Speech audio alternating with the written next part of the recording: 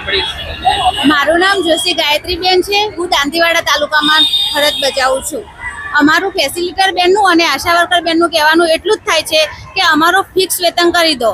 કંઈ પણ ગામમાં જો સગર્ભા બની હોય અને 3 માસ વીતી ગયા હોય તો પણ અમને અધિકારી એમ કે 3 માસ થઈ ગયા, તમે અત્યાર સુધી શું કરતા હતા, અમને કેમ નોંધાવી ના?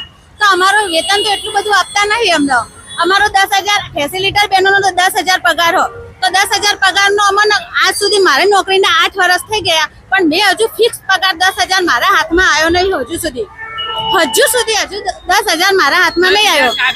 કાગળ ઉપર અમારો ફેસિલિટર બેનનો પગાર કાગળ ઉપર નથી, અમે કોન્ટ્રાક્ટ બેઝ ઉપર અને અમારે 11 મહિનાનો કરાર હોય. પગાર કેટલો?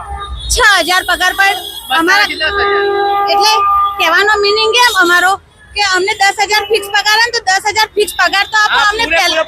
હા, અમને લલાવે કે 6,000 પગાર આપે, પછી 2,000 પાછળથી નાખે, પછી 2,000 પાછળ, 2,000 એ અમારું ઘર કઈ જ નાખે. ચાલો મોબાઈલમાં આશા વર્કર બહેનોના એમ કે એન્ટ્રી કરવાની, તો તમે એન્ટ્રી અમારે કઈ રીતે કરવાની? આશા વર્કરો એટલી બધી ભણેલી તો હોતી નથી કે ઓનલાઈન એન્ટ્રી કરી શકે. તો કોઈ અધિકારી અમને તાલીમ આપે, HBNC ની અને HBIC ની એન્ટ્રી કરતા શીખવાડે તો આશા વર્કર બહેનો એન્ટ્રી કરે ને.